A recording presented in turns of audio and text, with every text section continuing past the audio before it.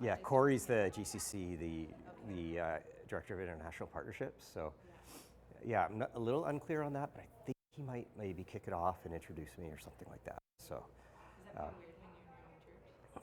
But these people don't know us. no, yeah, exactly. No, yeah, weeks like this, it's just so different because it's all faces. Some from other places, and some are from here, like this guy. Good day, sir. Shorts and a t-shirt. Wow, you picked the right That's- date for that. That's that- gorgeous. Yeah, it is quite nice. On It Sunday, is. people were commenting on my pants, and I said, well, Tuesday, Wednesday, be shorts. Okay, I nice. got to sneak out a little early. I got to course. be back at 6. I'll try not to take offense. No. No guarantee. No No, guarantees. I got to get home, eat dinner, and come back. No, it's all good. Okay. Good. So if you see me leaving, don't think that it's... Do you know Heather? Heather, do you know Gary? I met Okay. We just met. And Okay. Here's the interesting piece. Mm-hmm. Gary's wife, Victoria, is in a D group that I just started with Mary Turnbull. Oh, wonderful. And Eric is starting, with Kurt Fair is a D group that Gary's in. Okay. After There you the go. conference, Yeah, it's that's like, wait a yeah, minute, you're yeah. Where? I went home Yeah. this morning, and I saw Vic this morning because she was down last night. Yeah. I was like, okay, this is weird. Yeah. I met your whole family last night, I think. Yeah, yeah. And it was like, they were all trying to help me get signed up for one of the programs. And it's like, but it's like, now I've met everybody, and it's like weird. Mm-hmm. So Victoria went to the first meeting, and I was out with Dan. Well, I okay. was out with Dan having coffee. Well, that was weird too, because Michelle said, okay, Dan's out with a meeting, and then Victoria said, I think he's with Gary, and I said, well, okay, I've not met Gary, and so then they found out, yes, Yeah. and then we found out about the D So it was group, like, so- Yeah. I said, Yeah. Dan, yeah, my wife is someplace, I don't know, she's in Burlington. He goes, Hey guys. Hey CJ, how's it going? Good to see you guys. Yeah. there you go. Yeah. That's neat. That's so neat. Yeah. Girl. Yeah. Weird is the But word. God. Yeah. Yeah. There you go. There you go. There you go. Is your dad coming to this? Is he, hope so. is he kicking it off? Do you know? I'm not even totally sure exactly what's happening. Good question. Yeah. Who's coming? Yeah. Okay. I know that. Okay. Good. Oh, that's great. Yeah, then sorry. Good. Your name, Greg? It's Greg. Yeah. Greg? Yeah. Okay. Greg. Yeah. Greg. GREG. Got Yeah. it, all right. Yeah. Good. There's Sally. I think you might have met Heather. You might have met Sally last year at the lunch. I saw you at that lunch. Yeah. Oh, hi. I'm From the west. Remember your name, Heather. I'm not sure if we met. I'm Greg. Yeah. Good to meet you. Yeah. Making the connection here. So. Indiana, awesome. She's from Indiana. I'm not from Miami. Toronto West. I just Yeah. walked in. I'm just gonna pull this to the back. I have been to Daytona. Okay. Yeah, I'm a Formula One guy. So. Yeah. Karen, she's doing okay? So far. So far. Sometimes easier when they're really small compared to that 2-year-old stage, That's They may be a little more vocal. Yeah, I've been working with Corey Schmidt and was international director. I worked with him in the past summer. Kind of help out in whatever ways I can. So yeah, I got exposed to that. That's interesting.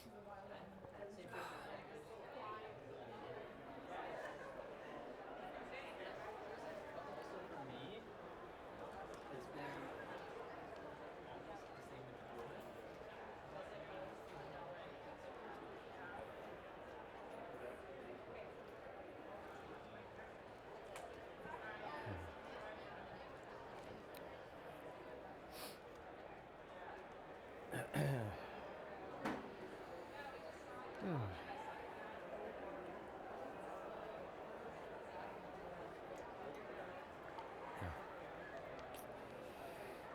You have all the stuff. Yeah. Come inside.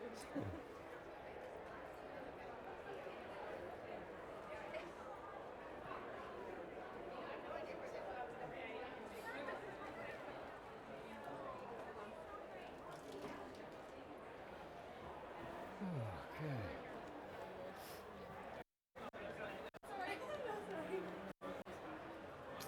Corey, what's going on? Are you coming into this?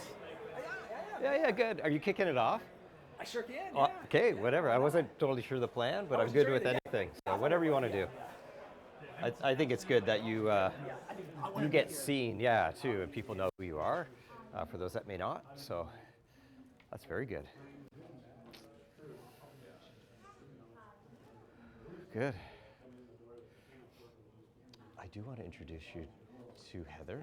So, this is Heather. So, Corey Smidgen, GCC, International Partnerships.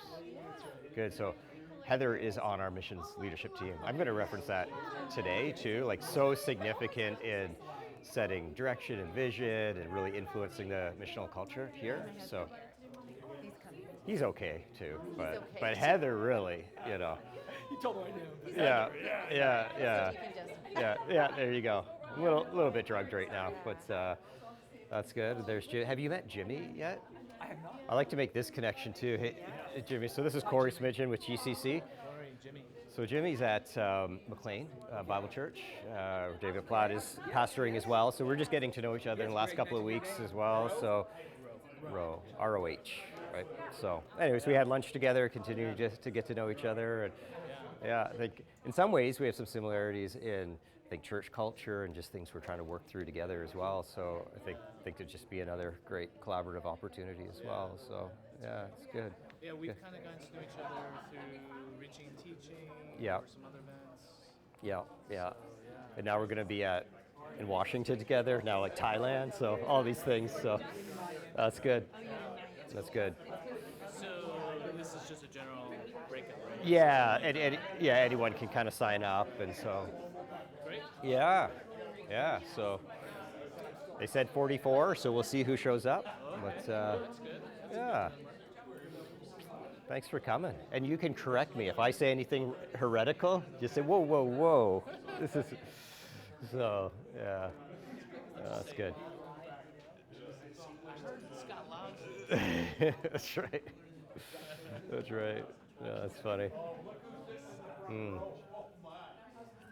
That's good. Yeah, some of these are people I recognize, and some I don't know. Yeah. So Yeah. yeah, that's good. You feel okay? Yeah, I took a little bit more Tylenol. Just try to. Yeah. If I stare blankly for an extended period of time, just throw your water bottle at me to wake me up, and I'll come too. So it's good. Hello. So yeah. Was this like a warehouse or something? No, we built this. You built it? Yeah. So Yeah, it's a good layout. yeah, it was interesting because it's like we bought the land, and it's like, what do you build when you just have a big piece of property? And so we went to Texas actually, because in Texas you can see a bunch of big churches really quickly, and in Canada there isn't much of this, and so.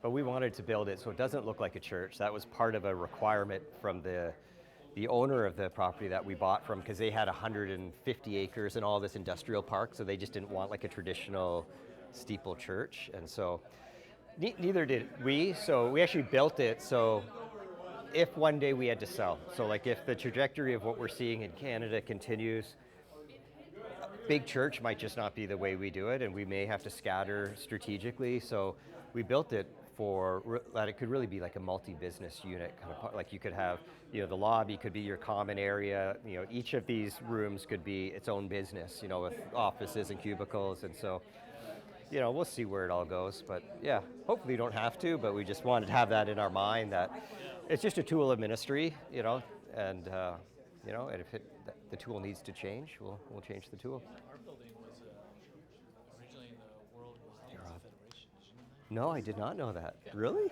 It's so huge. On the right side. Yeah. And we built Okay. Well, when we were there for the Radical Conference, I'm like, man, their auditorium's so huge. That was not. Then we went for a walk on one of the breaks. I'm like, oh wow, okay, that's the auditorium there. So, yeah, it's good. So.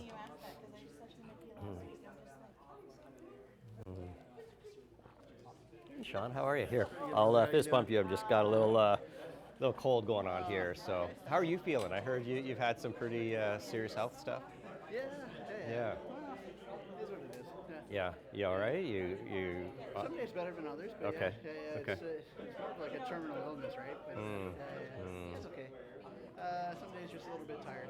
Okay. Meds kind of get to me sometimes, especially when they adjust it and all that. But Okay. Okay. All right. Well, glad you're here. blessing in many ways, though. Yeah? Yeah, I'll fill you in. Yeah. Yeah. I'd like to hear more. Crazy, Okay. crazy stuff. Answers to prayers for years now Yeah. coming to fruition. Just Okay. yeah, Okay. It's beautiful. Good. Good. All right. Well, yeah. Let's hear more about that. So. All right. All right.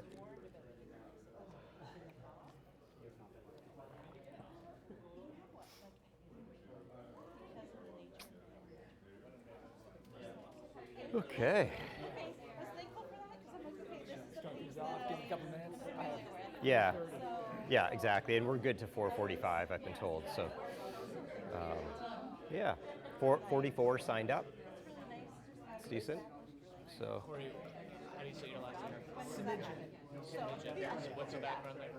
Dutch, German to Dutch influence. German Dutch. Yeah. Where are you from? I'm grew up here in the States. In the States? Yeah, yeah. Where? I'm currently in Miami. I have roots to the West Coast of the U.S. But I've been in Miami. I've been in Florida for 30 years. In Miami, the church for 21. Where should I stand? Any preference? Like I was just going to stand kind of to the left, or Where we preferably perhaps on the left, so the TV. our visibility left. to the Okay. Yep. Feed, but other than that, be Okay. yourself comfortable. Yeah. Great. Okay. Sounds good. Yeah. No problem.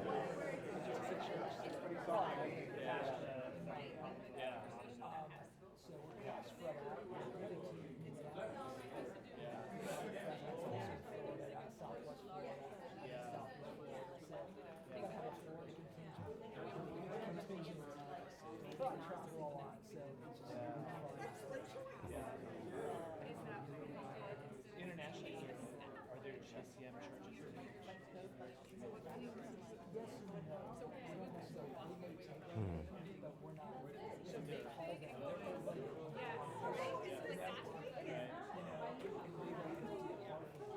They may choose to take GCC as a partnership.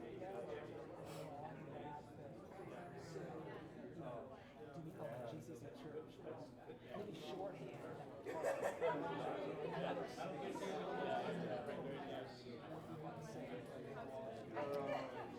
What is that? Flip?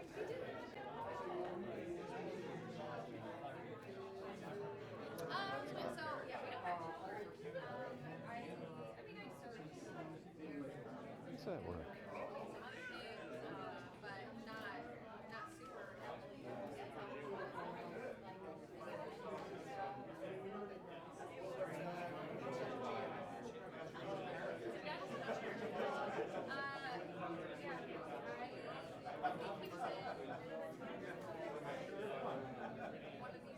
Oh, there.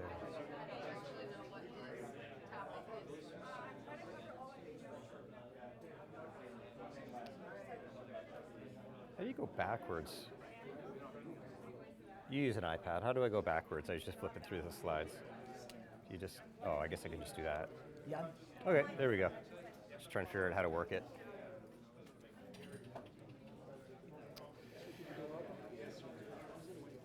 Yeah, we can leave it open for now. Maybe once we get started, we can close it, because there could be a few still to come. Let's go ahead and get started. It is time. Thank you so much for your interest in being here at this workshop, one of 3 that we dedicated to international ministry. I just want to kick it off. I'm not the one speaking to you today. You are fortunate to have Greg here. I just want to say a few words, though, before he starts. Greg and I had a chance to travel this past spring to Lebanon and Turkey, and I had a chance just to get to know him as a local church executive pastor here at Hope Oakville, and we just thoroughly enjoy getting to know each other. Just for me to hear his heart for missions from a local church perspective. And that's really my heart as well, as a local church pastor for over 20 years. And I think for all of us, the question is, how do we inspire that global, contagious global vision in our local church? And just found Greg to be a very thoughtful, careful thinker. And as I heard about what they're doing and aspiring to do at Hope Oakville, thought he would be a great one to be able to lead you. So I am really kicking it off, handing it off to Greg. I am coming, like you, to hear and to learn in many ways. Just some of the thoughts that he comes with and things that they're attempting to do, and the reason for that as well, and inspiring that global vision. So Greg, thanks so much for leading us. All right. Okay. Thanks, Corey. This afternoon. We need that. Appreciate that. Yeah. A little bit ironic for me, this title that Corey put together called Inspiring a Contagious Global Vision, and I have a head cold, so I am a little bit contagious, so I'm glad no one is sitting front row here, so if you'll bear with me, I'm slightly medicated, but here we go. We'll do our best. Really good to be with you. This is a topic I'm thrilled to get to speak to, not because we have achieved this, even as Corey said, this is something as a church we aspire towards, and there's some in this room that are from our church that their heads would nod as well, that we desire to be like this. So we're not speaking, or I'm not speaking from a place of achievement, but certainly aspiring to this. And a room like this size, there's going to be others. I'm looking at a few, Gary and others too, that will be able to contribute. So we're going to have a bit of interaction as we go along as well, and look forward to that. And it'll be hopefully it'll be a profitable time together. So as Gary said, I've served as the executive pastor here 16 years this September, and in the past couple of years, really sensing from the Lord I just say a leading towards, I don't even think I would say missions necessarily. I would say it's more of a stewardship of all that the Lord has entrusted us here at the church for making disciples of all nations. It is a great commission, and it is a global great commission. So what does that mean? We will give an account for this, and so I'm going to talk about that a little bit. In my traditional executive pastoral role, I'm about 25% right now in missions, and Lord willing, in due time, love to see that inverted, and the Lord knows the timing on that. So, but a few things led me to this shift in focus, and so one was stewardship. So I alluded to that already. The Lord has resourced us as a church with people, with spiritual gifts, with skills and funds. And as leaders who will give an account, there's a stewardship of those resources that is very, very important. And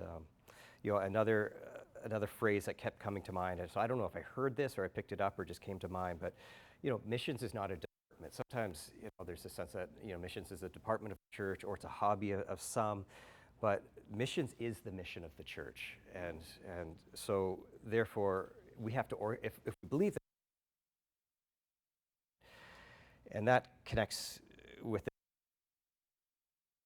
if the above are true, then our efforts in leading, equipping, and creating vision for the Global Great Commission needs to come from the highest levels of leadership in our church. And so in our context, that's our elder governance. And so we got to create capacity to execute on that vision, because a couple hours here and there is really not going to push.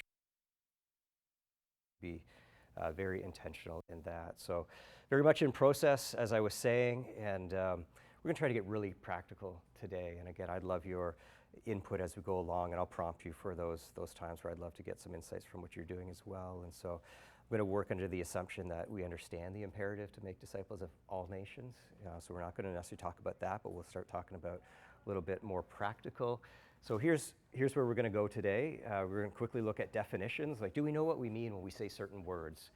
We're going to talk about leadership and stewardship, some guiding principles.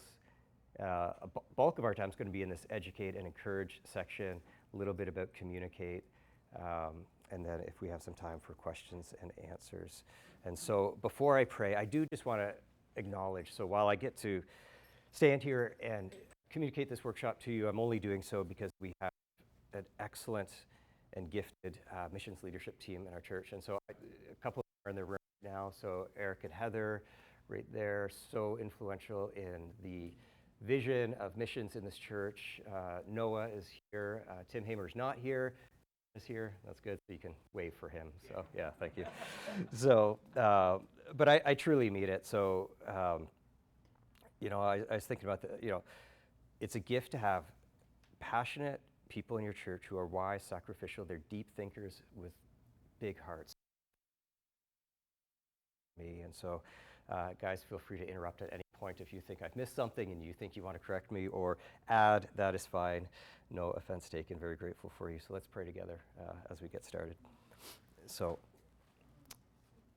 Father, we do pray, Lord, for your your presence with us right now, Lord, that you would be with us, you'd be leading us, or like collectively even, Lord, there'd be such a sense of what you're calling each of us to personally in our individual roles in the Global Great Commission, but also how you may be using the leaders in this room to take home things that would be so beneficial to their church. So again, we look to you, Lord, the author, the perfecter of life. And so, God, would you be moving in power? Just having this thought today, Lord, what if the churches within the GCC would be known for sending and supporting the global work of the gospel around the world? Lord, would you stir our hearts as churches, Lord, to be like that? But we need you for this, Lord. There's so much distraction. There's so much going on, God. But we do pray, Lord, that you would lead us, that you would encourage us, and that you would take this time. And even as we interact on various topics, Lord, please be honored, please be glorified, and help us to serve one another right now, and pray this in Jesus' name. Amen. Amen. So definitions. Simply put, I would say this: it's important to define the terms that we use, just so that we're actually on the same page. So when you think of the working groups that you might have, maybe you have a missions committee, maybe you have a leadership team like we have here, but without a clear foundation of understanding early, there's risk of misunderstanding in the future.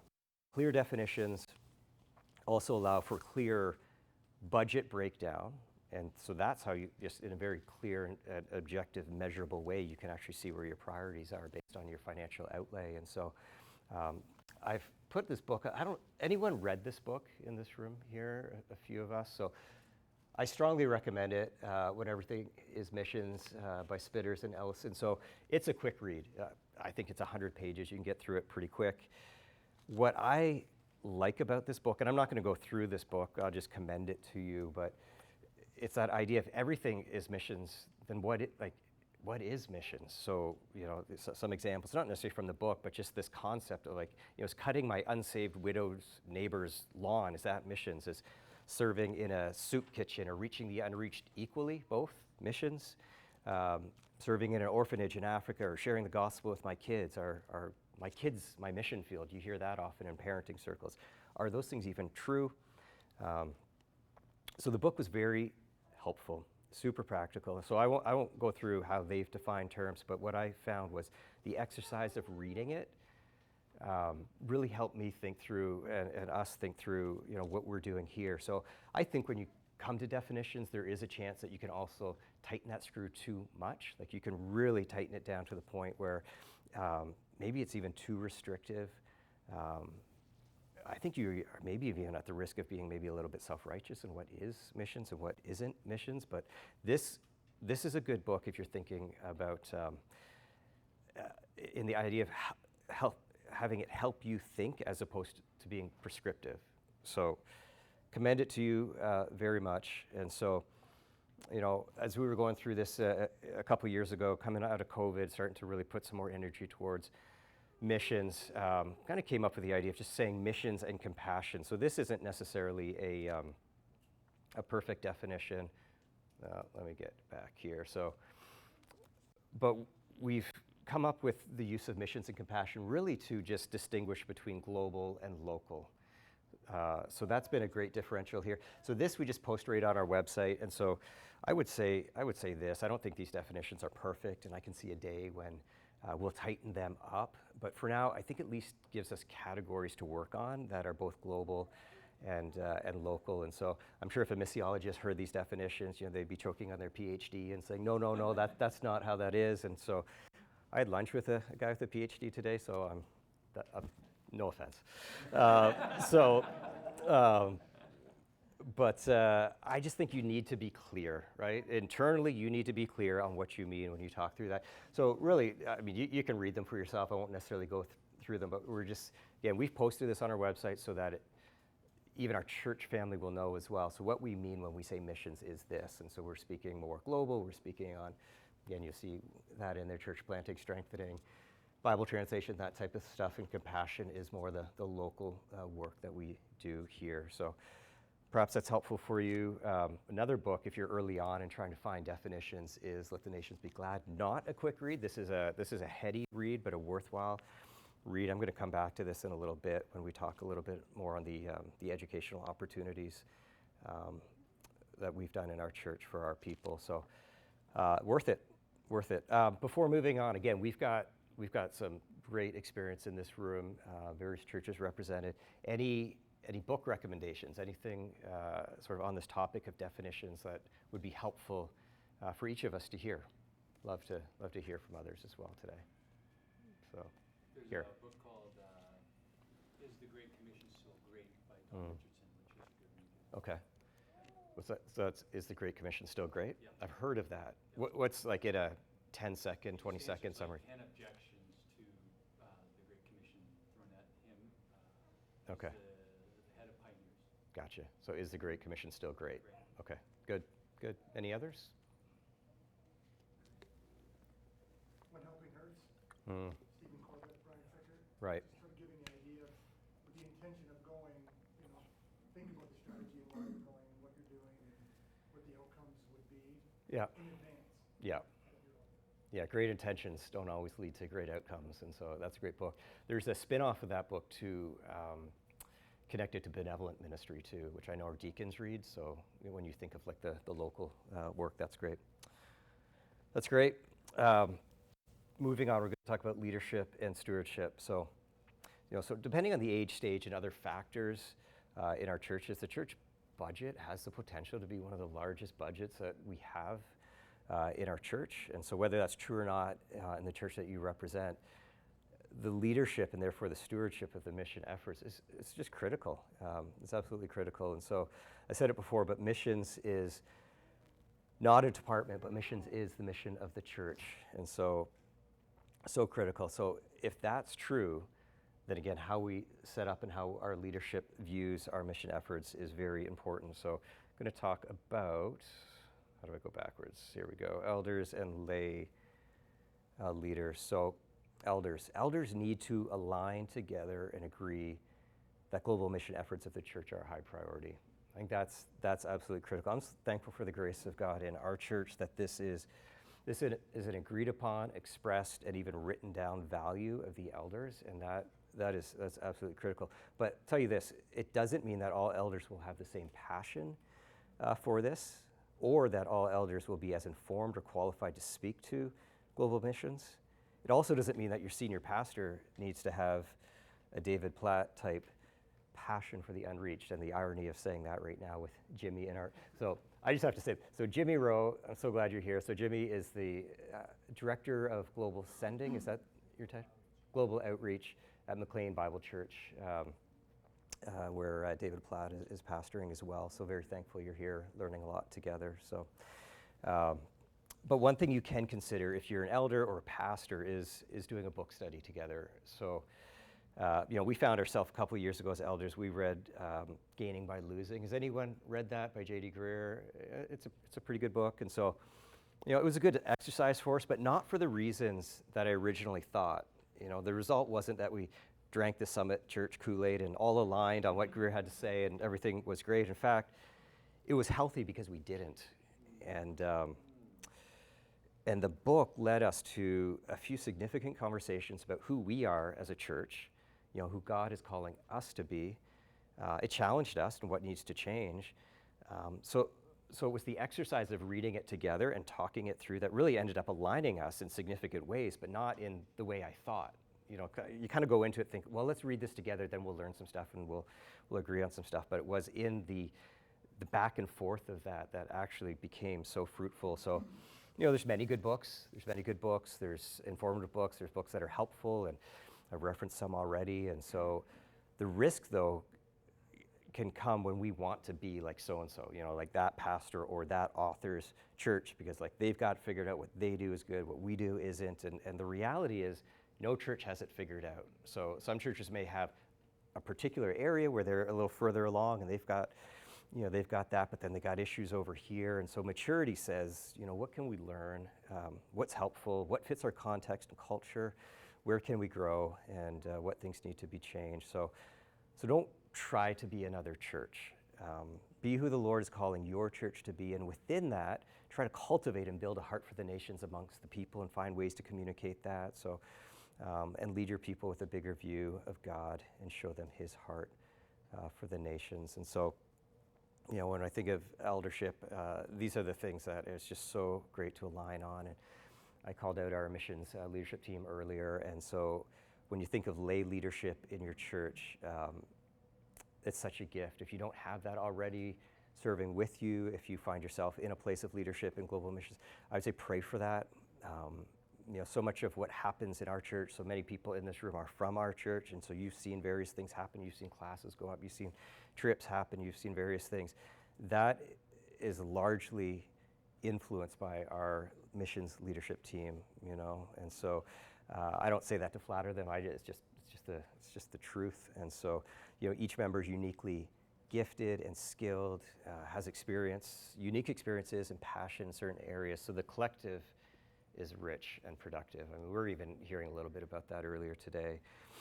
Just even our Great Commission collective, and even as churches, we'll be stronger together, and I believe that as well. And so, so our team, we meet monthly for a half day. That's a massive commitment for people who have other lives and jobs and whatnot, but so thankful for a committed group that prays together. We read together. They significantly influence the direction. They sacrifice their time, and they're convinced that this is how the Lord is asking them to serve in this season of life. And so getting a group around you to pray and to think through this is absolutely critical. Let me give you an example, too, about the value of leadership. And Dan, I'm so glad you're here today, because you were on my mind as I was writing this. And so we're actually heading to Washington in a couple weeks, and so we're going for this, it's this little summit. It's going to be a combination of like missionaries, pastors, business people, executives, investors, and it's this opportunity to collaborate on a combination of creative access into countries that are close to the gospel, but very much open for business. So how do you get into those countries as Christians for the purpose of gospel spread? We're going to hear about things that are already existing, things that we can participate in. So, I have a little bit of a mind for that, but there's people in our church that have a great mind for that. And Dan came to mind when I was at this conference last year, and so I texted him, and we've since connected on that. Another gentleman's joining us as well. And so here's an opportunity now to have, in this specific example, business-minded, entrepreneurial-minded leaders in your church who love the Lord and are skilled and gifted in this way, now to come and take something in, be exposed, to have their mind racing with things, and as the Lord would lead, to take leadership in our church in this way. And so our demographic is interesting here in Oakville. For those that may not be as familiar, we're very diverse. We did a survey in 2016, so it's getting a little bit dated now, but 606 people responded to the survey. But one of the questions was, what is your first language? What is your mother tongue? There's 45 languages represented out of 606 respondents, and so very diverse. With that is interesting, right? Because it comes with all the different cultural expectations on how life is lived, but very diverse. But at the same time, we're also in this upper middle class area, and so we have, a good amount of business people, entrepreneurs, those that are wired, God has wired and gifted and skilled in certain ways. So I'm thinking, with Dan, like how can we mobilize them, get them to think about their role in the Global Great Commission, how they participate. So you can think about your own context, and you're going to have different demographics and whatnot, but who can you mobilize and who can you give leadership to? Or maybe it's you, and you need to take up some leadership in some very specific areas. So thankful for that. Maybe just before moving on, stop right there. Again, the opportunity for us to hear from each other. But as you think of maybe things, Tim, so glad you're here too from Niagara. And so other churches, things that you're doing, ideas of ministry, anything kind of related to what we're talking about right now that you would want to share that'd be helpful for the rest of us?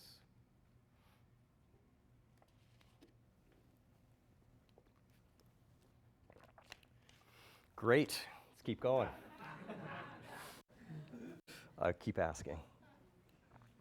All right. Can I just say something? Please. I was going to say, just to encourage everyone, if you, before the Lord, have a real passion and see that prayerfully you are mission-minded in that respect,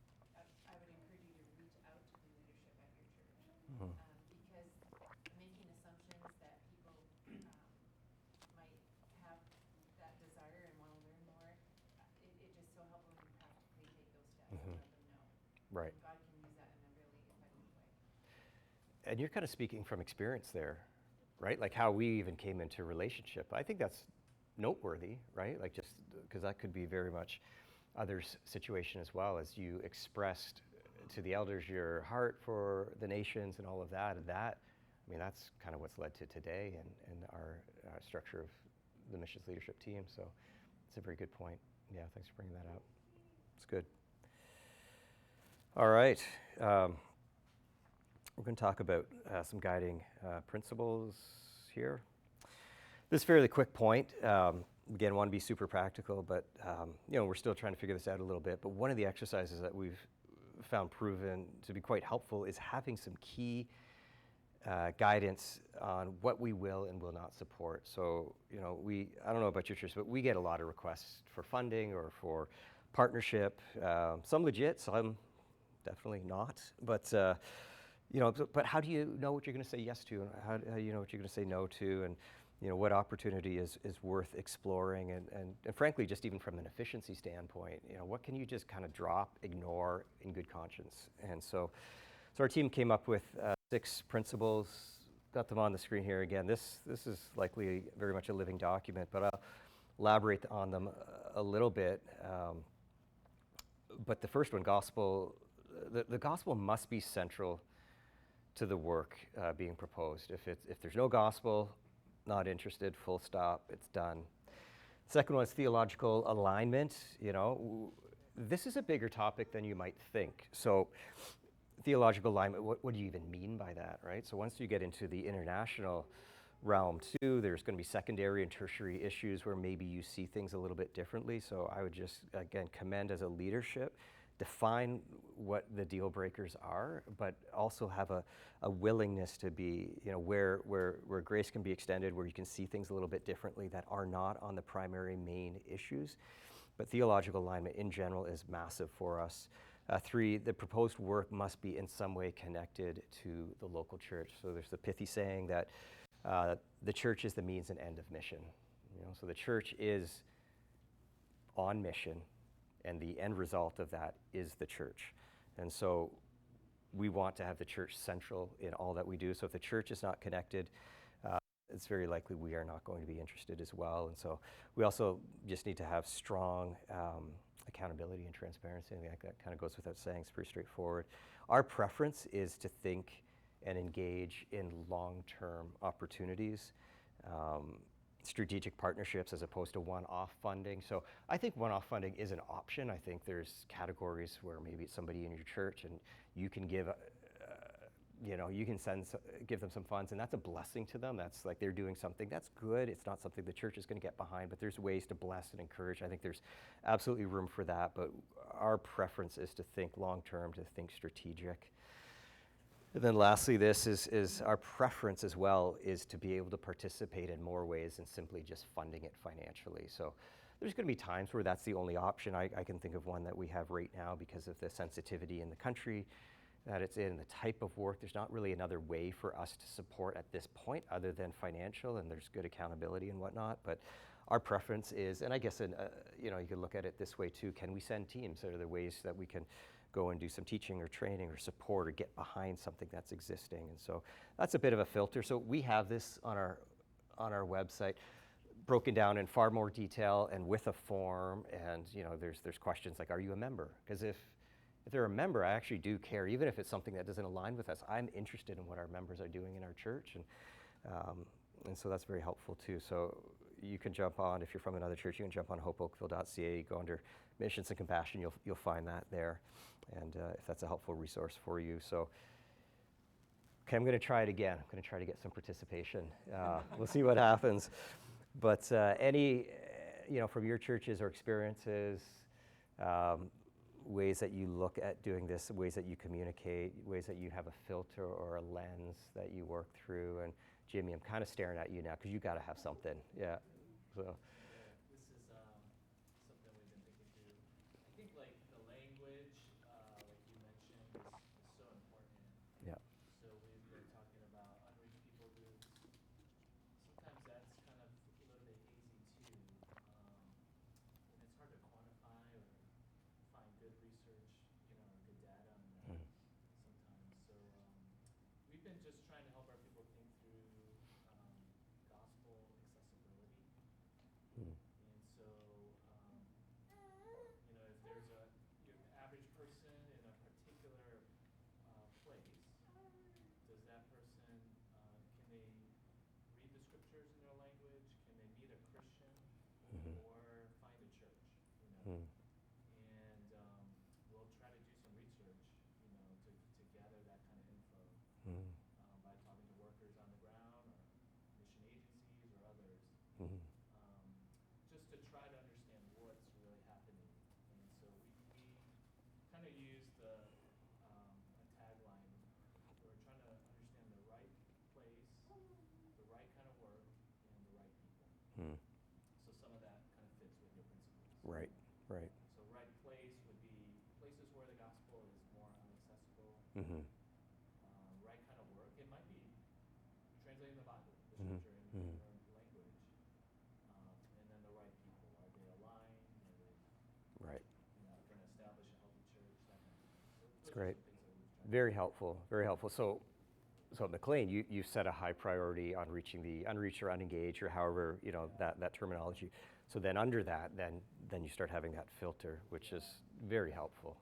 Yeah, very good. We will also notice, like Joshua Project obviously is great, for those who are uneducated and they're first learning about, those who unreached people groups and things like that. Yeah. But sometimes it's not always helpful for guiding decision making. Mhm. Like if a country is red, like doesn't mean we're going to just support anything, Right. that's happening there. Or if a country's green, it doesn't mean we're not going to support. Mm-hmm.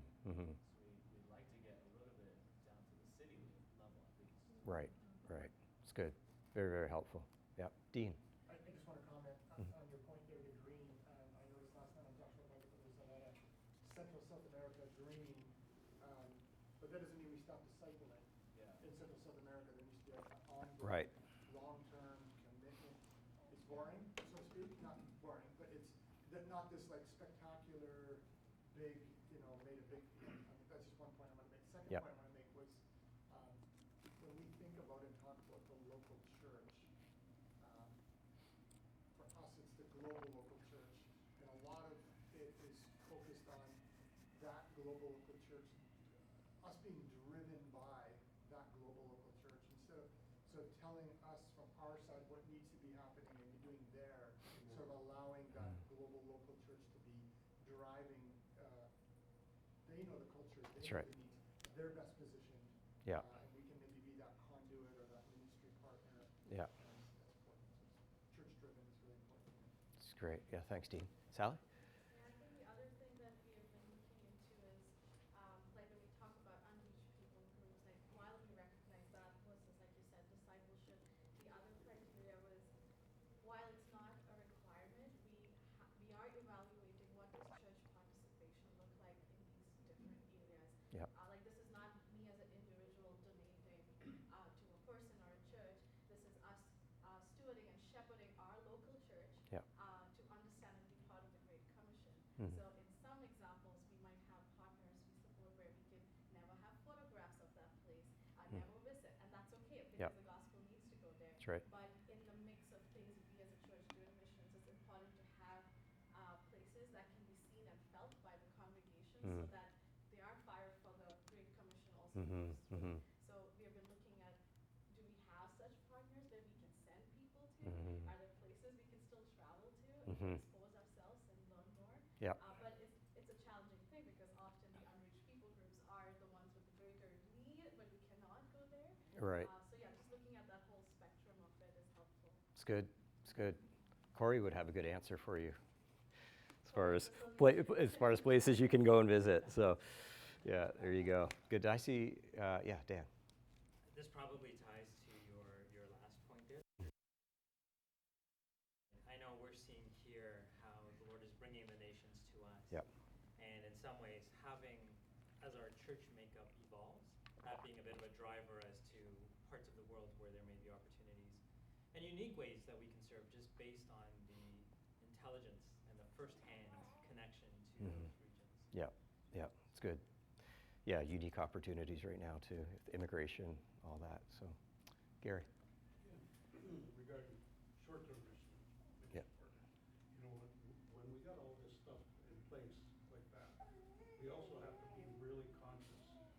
serving the leadership that's there. Yeah. We're not going with an agenda. That's right. But that we're supporting and we're walking beside. Yeah. So that we don't end up burdening our pastors who are overseas already Yeah. overworked with creating new things for them. That's right. That's right. I'm going to talk more about that in a little bit, but that's a good point. Yeah, good. All right. Okay, let's move it on. Yeah, so this will be a little chunkier section here. Appreciate the input that time. That was helpful. So what I'm going to try to encapsulate here in Educate and Encourage is the actual tangible ways that the people of our church participate one way or another in global missions. And so, for our people to be inspired towards a global vision, there must be participation. And so we're using terms internally here like pathways, and that's something that we're still working on. But just the idea of like seeking to bring clarity to a process of meaningful engagement that moves somebody along from maybe one pathway is from an initial point of interest, considering that maybe the Lord is calling them to missions to be sent and sustained well on the field. And there's 1,000 steps in between that to do that right and do that healthy. But that is one possible outcome, but you're trying to just create, again, opportunity both in education and encourage participation. And so, for those that were last night at the missions night with Rick Davis, I think he did a really good job at articulating, we're not all called to go, but we all are called to participate in the Great Commission to make disciples of all nations. And so we want to continue to educate and encourage our people towards what their part is. So again, it's not always going to be sent, but it is going to be to participate. And so so we want to have a clear process for that, for whatever the outcome is. And so again, not surprisingly, this is a work in progress for us. I love where we are at and where our team is bringing things together. But let's maybe look at a few things here. So studies, classes, courses, events, conferences, training. So this is all under the kind of the umbrella of Educate. And so we did a book study. This goes back. When did we do the MSA? Was that 2 years ago? Two and a half years ago? It's all, life is such a blur these days. So, but we use Let the Nations Be Glad as our textbook, and it was a kind of a small group study, and it was facilitated by, well, Gary, you're here, but Gary was in Athens, and that's where home is for you right now, and you're visiting right now. But how great to have a missionary actually facilitate a book study on missions, because they have the credibility to speak to it more than any of us here could. And so that proved fruitful. And so there was a young guy in that book study. His name was Noah, and he got pretty inspired by that. I'll talk more about you later, and you can kind of fill in. But Noah is now a missions resident, in our church, and really he and his wife Taylor sensing some sort of call. They're still trying to discern, still very much in the pathway process, but just by God's grace, already seeing fruit from that simple, really simple book study. So that's one option you can do. We've run some classes. We've got a one-off class we run several times a year called What is the Great Commission? Again, 60 minutes. We typically run it during our services on a Sunday. Very simple, but just a way to communicate, again, God's heart behind the Great Commission.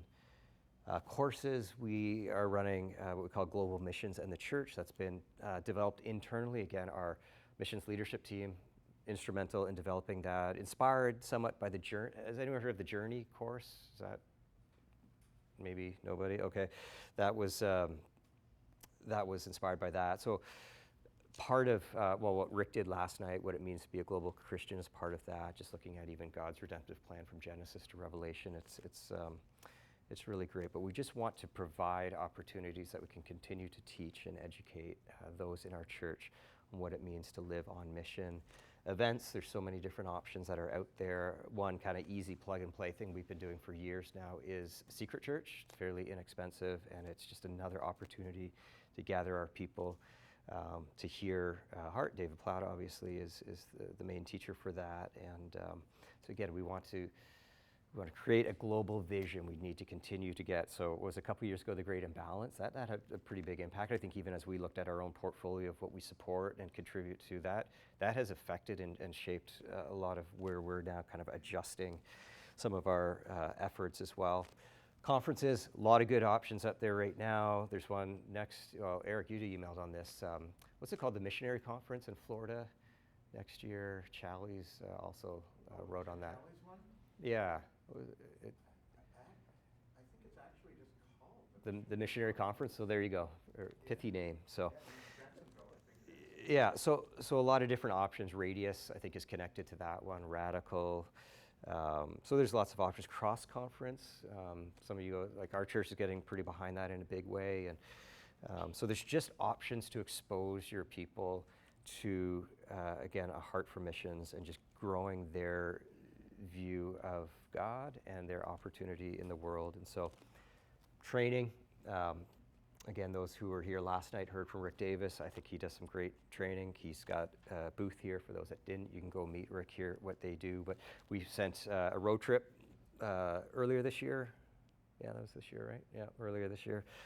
And so just great opportunities to have both ongoing education, but there's an experiential component to that as well, cross-culturally. So any conferences, teaching, training, anything others are doing, have done that you say this would be really great? Be great for all of us to hear. So perspectives, yeah, it's a missions course. Yeah, heard of it. I don't know much about it. Yeah, anything else?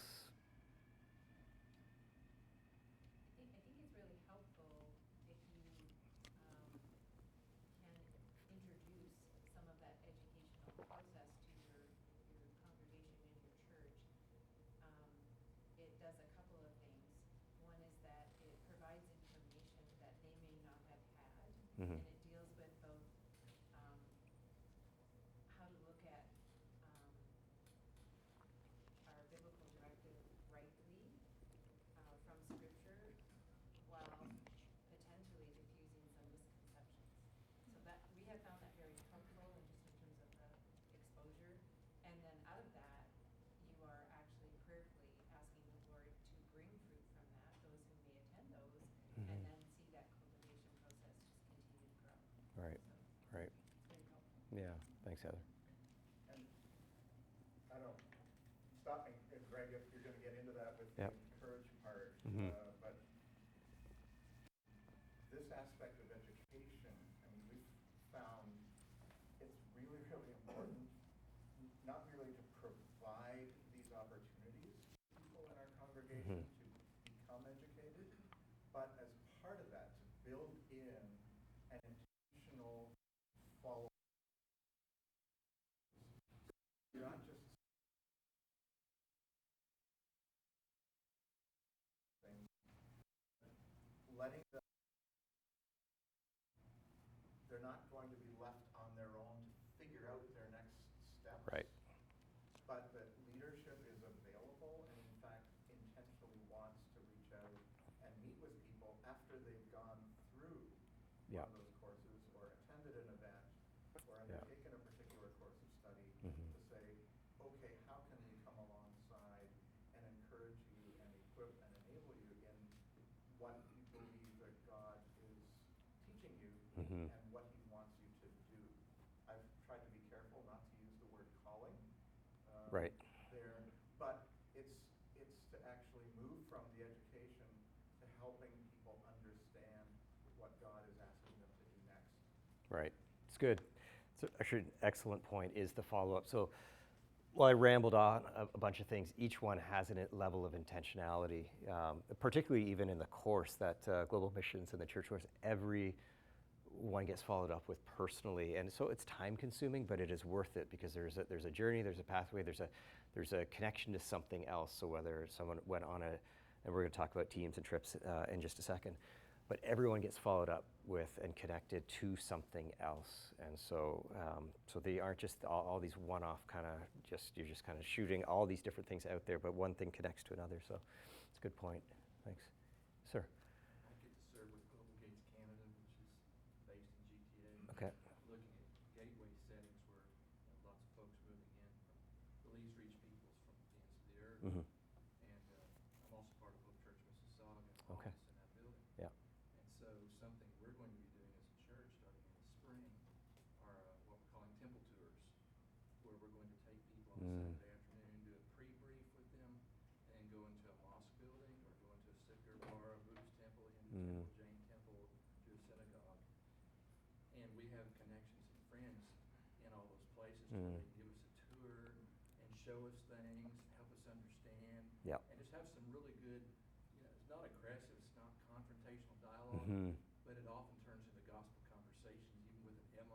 Yeah. or a Hindu priest Yeah. or something like that.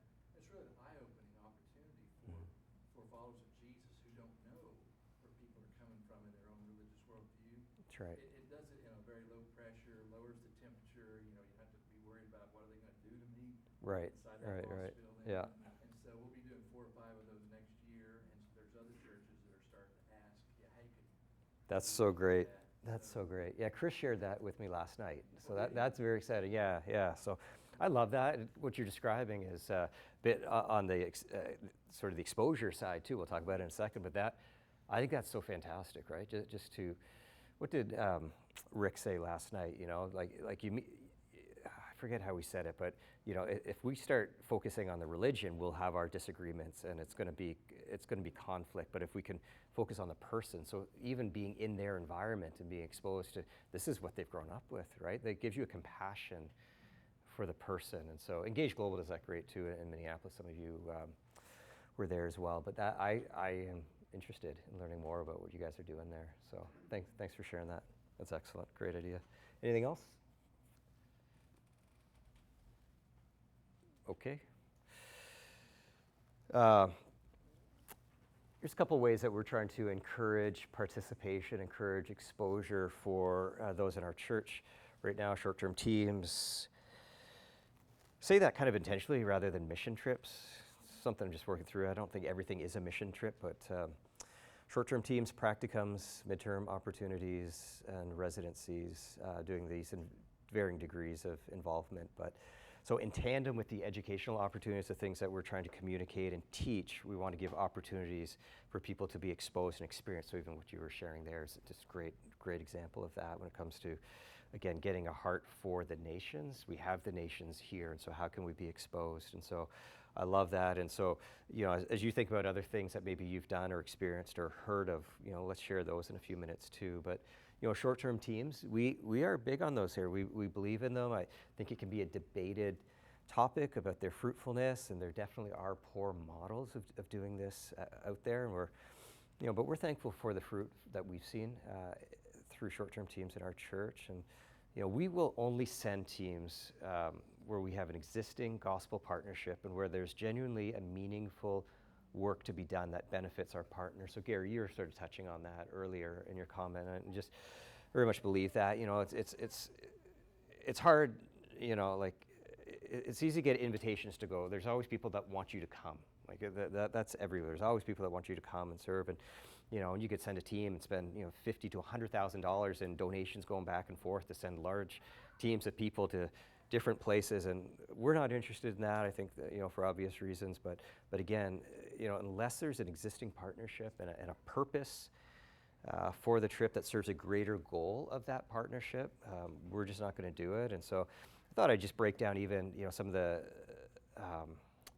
some of the fruitfulness that will come both to a partner but also to the church as you engage in meaningful, well thought out short-term trips. And so, you know, even from a partner perspective, starting there, you know, collaboration with local leadership. Again, Gary, to your point there, you know, we identify a real need that we can serve.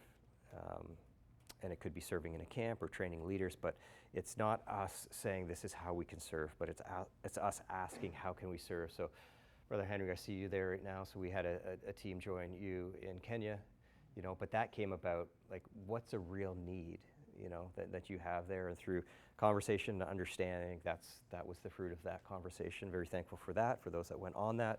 Some of you are in the room. And I think done right too, short-term teams are a real encouragement to our brothers and sisters in other places.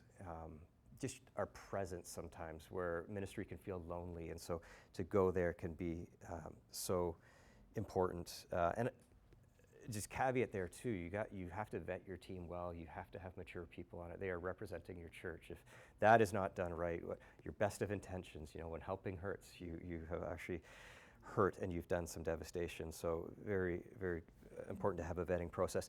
I think an opportunity to strengthen national leaders is important. I'll give an example. The last couple of years, we've sent a leaders team. So this is a small team, kind of hand-selected, and specifically going to Romania. And so there was 2 churches came together. I think there was 50 or 60 men and women, and these are those that represent the leadership within their churches that do most of the heavy lifting. And a team from here went in the summer, and again, in collaboration and working together, just went to encourage. That was really, it was time in God's Word, it was worship, and it was prayer, and it was relationship, and it was so meaningful. And so I had the pastor of that church, when I talked to them afterwards, tears in his eyes, just saying, you do not know the impact that team had. And so that's a gift, right? So these are brothers and sisters who we love dearly and get to serve with together.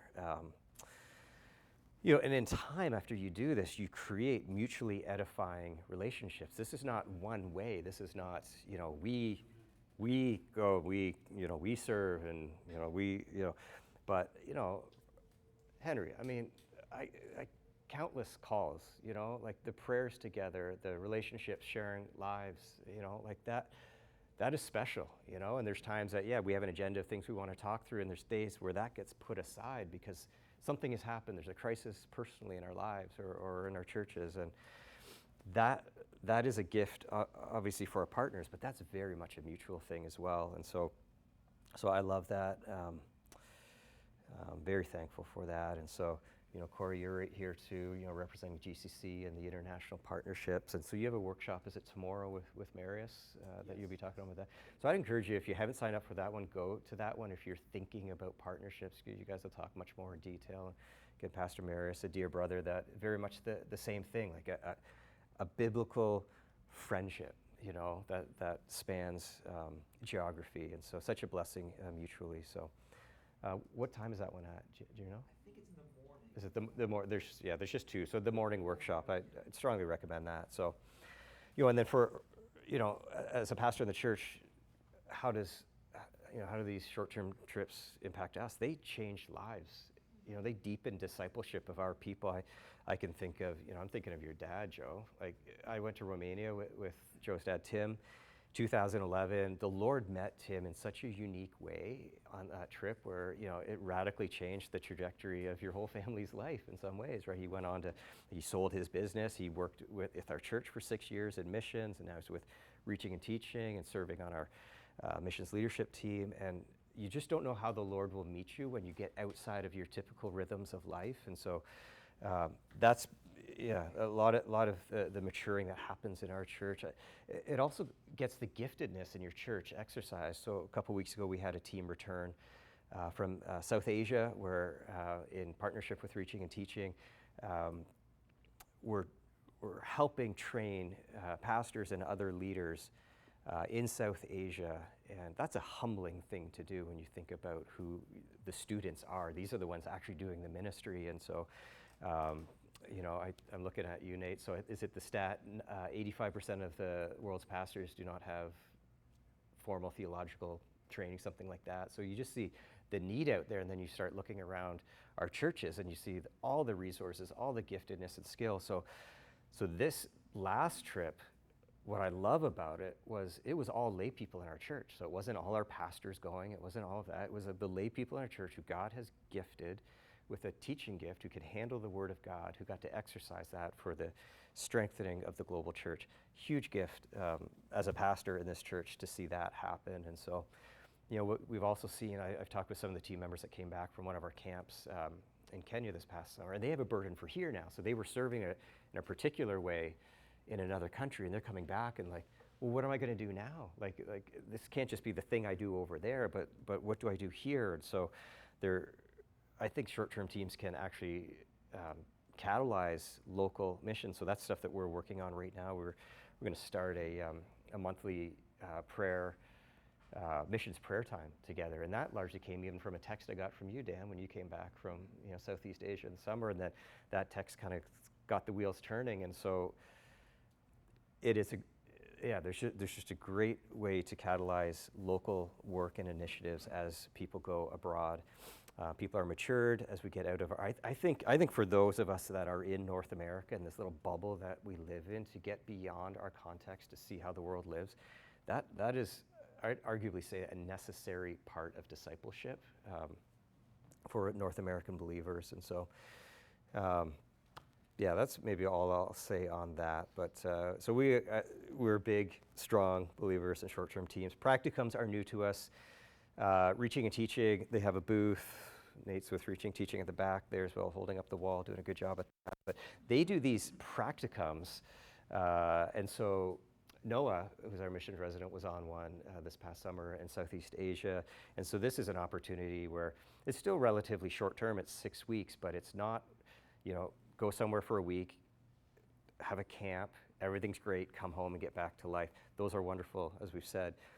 But this gives those that might be thinking of long-term missions the opportunity of even being in the mundane of life. Yeah, it's not, it's not always on a high and just kind of navigating that. So that's new to us, but I commend it to you if you're thinking about long-term sending. This is a great step before you get there.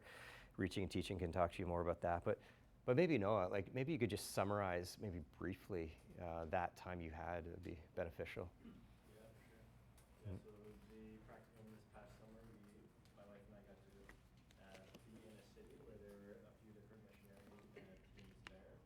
And so I think it just gave us this really unique glimpse into what life is actually like for a missionary, and to have that experience as we were praying through and just thinking through, is this something that we could do? And so we really got to just experience what life is like. So we got to participate in language learning. We got to participate in evangelism, outreach, discipleship. We were a part of their church, so just a part of different church events, and to see how that is done in that culture, and just to really just make relationships with people in the community. And so we had unique opportunities through an organization that is a part of the church, that we got to meet people who spoke English, and then really just get to know their culture, their upbringing. And I think it just gave us a cool glimpse of, when we talked about unreached people, talking to people who really don't know who Christ is or have no understanding. I think that shocked us in a way and just opened our eyes to this is actually real. This is people in the world who don't know Christ. So I think it just gave us an awesome experience, one that we could read about, but not the same, actually going there. So you and Taylor are trying to discern what the Lord has for you and whatnot. So, but that exposure and experience, I mean, Lord, we talked a bit about that. The Lord really used that to help even propel you even further down the trajectory that you're thinking. So that's good. It's good. So new to us, but already so fruitful. So I think we're going to try to continue to do those as much as we're able to.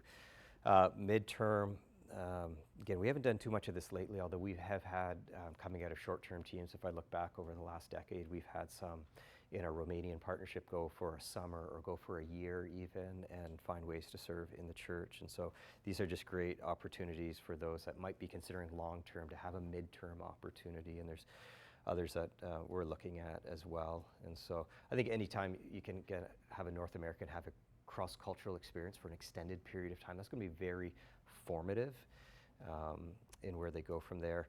Residencies and internships, this is again fairly new for us. Noah is our guinea pig. Thank you for being our guinea pig. But we already see how just being immersed and the education and all of that. So we're learning this as we go, but there are a lot of opportunities there as well. So if you can swing it or you have budget space, I'd strongly recommend you consider that. Other things that your churches might be doing, if you're not here from Hope Oakville, things that could be an encouragement, maybe things you've participated in, love to have us hear some of the other ideas. I think that our church does this. I think it's very encouraging, Yeah. especially for members that are now involved in all these decisions Uh-huh. that are made for the group that are leading. We have cards with pictures and the little history of all the families the church is supporting. I think now we have 12 units. Okay. So, and the members are called to personally pray for those families and exchange messages, and each small group adopt a family. Great. And maintain correspondence Mm. or talk to them in a weekly basis, just to give them support and pray with them. It's great. So I think that's a good way to keep the congregation aware and participating in an active way with those missions that the church is involved with. That's great. It's a great idea. Yeah, it's good. We're going to talk about communicating in a second. That is a point of growth for us too. Just how so our membership will really know who do we get behind, and who are they, and what do they have going on. And so sometimes there's sensitivities, depending on what the work is, but yeah, that's a point of growth for us. So yeah, thanks. What church are you from? First Baptist Church in Durham, North Carolina. Welcome. Very good. Yeah. I was a member of Palm Vista for many years. Okay, why that's I'm the here. connection. There you go. It's not because of First Nice. Baptist, it's because of Palm Vista. Oh, very good. Very good. Jimmy, anything you would sort of add to that? Things that maybe McLean does, or? Yeah, that's the same list we're working to in terms of sending. Mm-hmm. Just a real quick thought is we'd like to do more midterm opportunities. Yeah. We think that actually might, in the future, might fuel more long-term commitment. Yeah. More so than short-term. Yeah. Yeah. Good. I've been with the Mission Organization, one of Gary and our boss for many years, Mhm. but one of the things that unofficially happened, we would get people just from other ministry organizations that were in the same city as us, and they would be like, we have extra volunteers, can you use them? We're like, yes, great. But it ended up being kind of these midterm internships, practicums, but that was one of the things that encouraged me the most because there's long-term relationships that happened. But from there, you did see long-term missions kind of that, or what we saw was that people went back with a vision to their church and understanding mission to another level. And not just in like, there was so much fruit that came from that. And it was all this unofficial things, but it just personally then burdened my heart for that discipleship with our national churches as well as international. But I think when you were talking about short-term teams, the intentionality behind why you're going is not to save the day, but to actually help and support. Yeah. And we had a limit of how many group teams we would receive in 2 years, maybe 1 or 2 in a 2-year period. But what we thrived on, and encouragement to us, was like the smaller, like when a supporting church or supporting like units would come, Mhm. because as a person that was frontline cross-culturally serving, a lot of times you were looked to know what to do. But as you were saying, so many don't have these deep theological backgrounds, or you're learning as you go, or as the situation happens. So that encouragement to be accountable and also like have those discussions of how to go next. But then also is vice versa. Yep. Coming into relationship building, I think relationship. I said to somebody recently, supporting church to missionaries is what a small group is to a church member, right? It's that importance of building that up. So I love this, and yeah, it's great discussions, and I love the idea of the midterm, the intentionality of creating those things. Thanks. It's Kelowna, Hope Kelowna, right, Heidi? Yeah. Good to see you. It's good. And sir, you had a question here. Yeah, well, just the short-term team, Yep. Radiant in Avon or Indianapolis area, we've been sending teams down to St. Vincent, down to Scotland. You heard Scott mention about the Scotland team.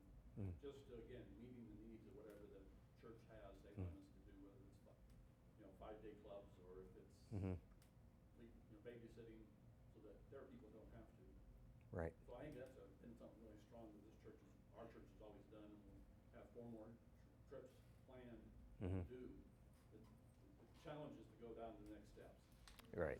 Go to the next steps, because, yeah. Yeah, you're right. Yeah, the deeper you go down this list, the narrower, you're having people participate from. So it's good. All right. Well, I'm just mindful of time. We've got about 12 minutes left. Well, I had communicate on here, and so I know there's what's the last international? That's Scott Hollingshead and Doxa, yes, doing one. yeah, on integrating. What's it? Into the local church. Integrating missions. Talk about just how that Yeah. every facet of the church, communication included. Yeah, so I think that would also be a great one. I'm kind of biased. You should just go to all the international sessions. Just do it, just do it.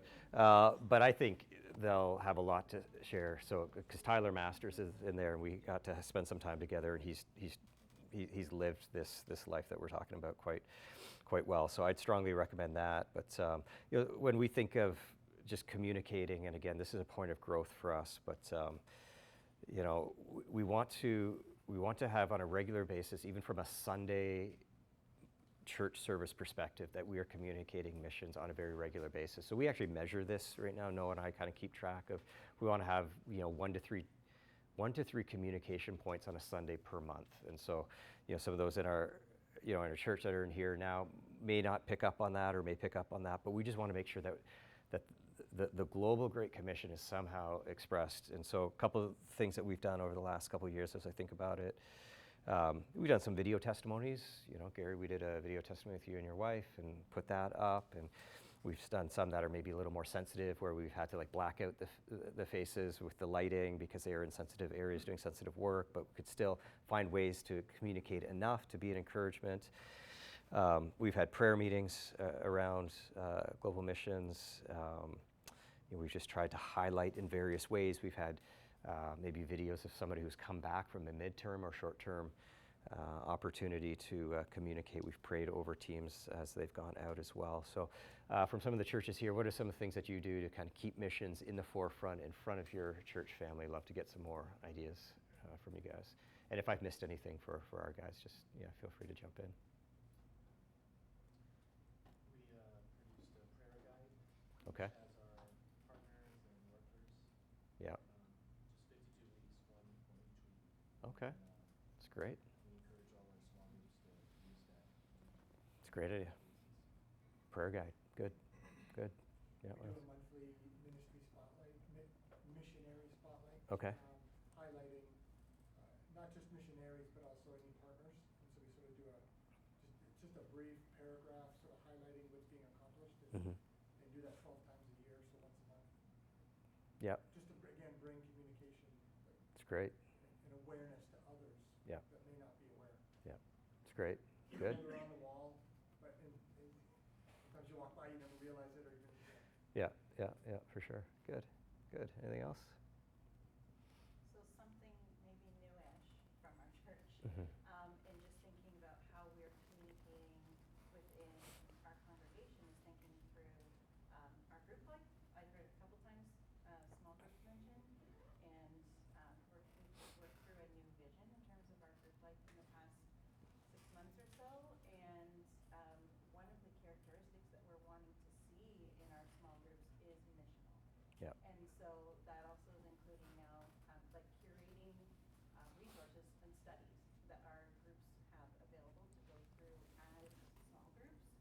And also those are just things that we want to be part of the fabric of discussions of the Great Commission being at the forefront of all of our minds, and in group life as well, and how that, and so highlighting those opportunities within our groups, but as we're studying. So that's now something that's just kind of, we're trusting the Lord with momentum. Yep.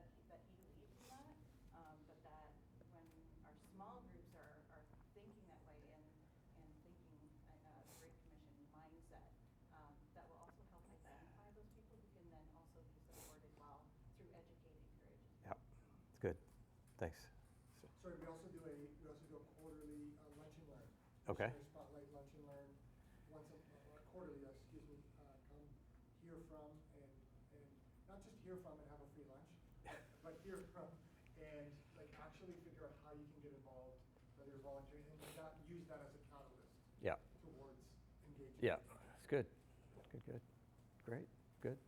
I know what Tyler was saying when I got to know him at Ducks in California. So he takes announcements once a month.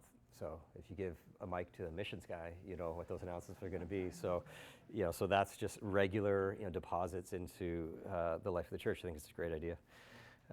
It's good. All right. Well, we've got a couple of minutes. Happy to answer questions, or we can share the answers around too. Also, just put our, for those that aren't part of our church here, Missions at Hope Oakville. If you want to connect on anything, I'd love to hear who's doing other things as well. I think I've already had a couple of rich conversations this morning and yesterday with some people within our collective that are just doing such great things, and I think there's an opportunity to collaborate together on even more. And so feel free to send us a note, and we'd be happy to connect further. But any questions as we wrap up here? Maybe more comment. One of your early slides, you had the phrase global sending, Mhm. which I'm probably one of the older guys in the room, Mhm. so what that meant to me growing up was moving Right. outside of North America. And I don't think we should stop doing that, but I'm just so blown away. As I studied missiology, did my PhD on it, I'm just blown Mhm. away by what God's doing in Canada. Yeah. More than anywhere else on the planet. Mm. He's bringing individuals from the least reach into our gateways, our biggest cities. Yeah. That we need to see that in parallel with global sending. Mm. Like my family was sent to Russia and Ukraine. Mhm. We don't need to stop doing that. But what can we do to catalyze and really fan the flame for what do we do to connect with the least reach that are in the gateways? There you go. Because they don't cut off contact Yeah. with from where they came from.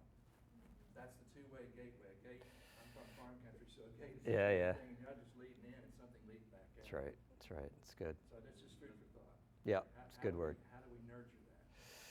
Yeah, that came up a little bit last night in some of the discussion as well. I think I think we're uniquely positioned with opportunity, here in kind of the greater GTA area.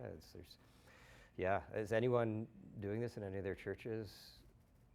Sorry. Yeah, you're hogging the night. That's fine. Yeah. In Hamilton, we are on our budget. Our next missionary is going to be a local missionary, tasked to reach those, what you just said. Mhm. So it's not your traditional sending, it's sending local. Yep. And receiving all those. Yep. Now, because we have such a diverse congregation, so Yep. somebody tasked with that.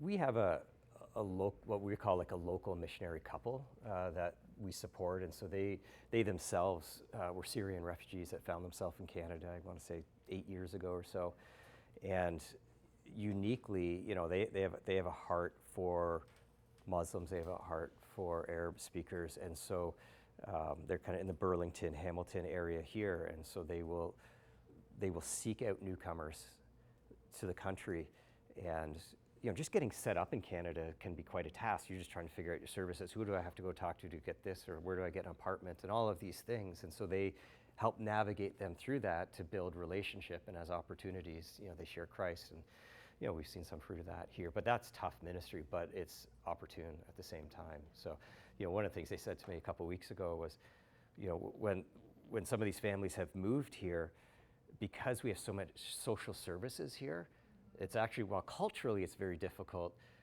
a lot of their burdens are gone because the government funds a lot of stuff. But whatever country they came from, whether it's war-torn or otherwise, there's a desperation there. So there was actually more of an openness to the gospel when they were over there, but when they came here, everything's fine, we'll get government checks and things. It's just an interesting insight I hadn't really considered before, so, yeah. One possible idea, a little missions week at that Greek Bible College where I served. Right. Here's our plug. Okay. If you weren't going to say it, Gary was going to say it, so, yeah. You can play with Gary for That's right. Yeah. But I like sending students out to little ethnic churches that exist in Athens because someone did that when I was in Bible college. Hmm. We had to take a mission course. We had to go worship with an Arab-speaking church, and we just even as a 19-year-old. Yeah. I was a child of MK. I was an MK of children and Mhm. missionaries, but still having to even sit in a worship where you don't understand the language. But these are my brothers and my sisters, and all you have to do is just take a bus, Yeah. Just take them to ethnic church in your city Mhm. and have them engage your own people. Have them engage with the pastor, just a conversation after lunch, and say, "Okay, every chance we could have like a food of your flavor in your Mhm. culture, Mhm. sit over a meal and learn about your people, even in our own land, and how we Yeah. can serve them, or just that little mini cross-cultural experience within the body of Christ in our own city." Yep. That It's is great. already there that we can utilize. So many opportunities here too, what we have. Thank you, Manona. That's great. It's good. Henry, yes. Yeah, quick question. So how would you help to inspire a global vision for missions to a pastor of a local church who is very aware about the Great Commission, aware about the role of the church, how the church ought to be engaged in this, but then they are not as fed up with the mission. Mm. So they are aware, but they are not as engaged. And you're an outsider looking in and saying, wow, I wish they can rise up to this opportunity and mandate. So your question is, how do you inspire another pastor to get burdened for the Great Commission? Well, it's kind of case by case, depending who it is and one you even have a responsibility to, or whether there's a relationship that you would have influence into that life. But I think it's exposure.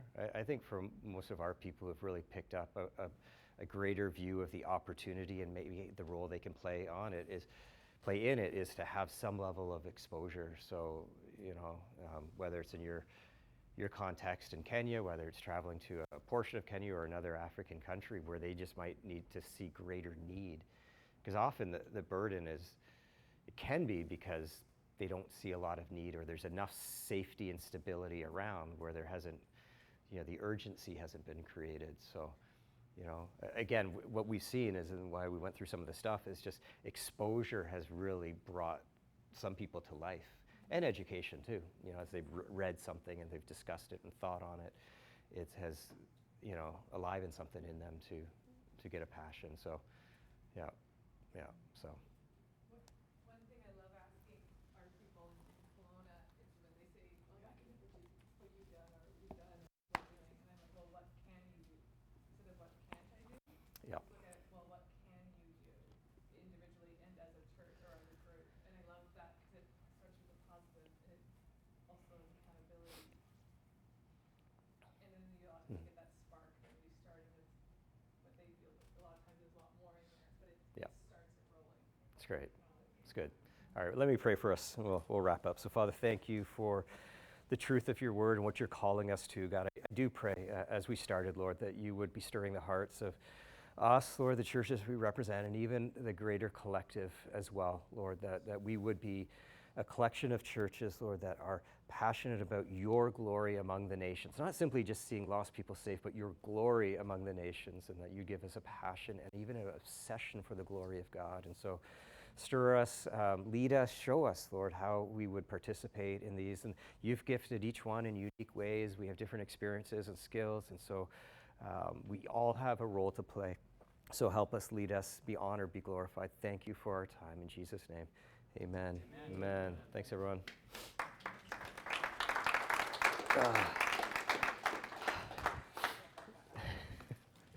Starting to get sweaty.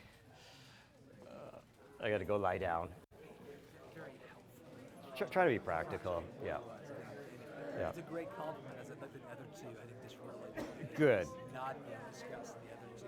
Okay. That I'm Good. aware of. Good. Good. Great.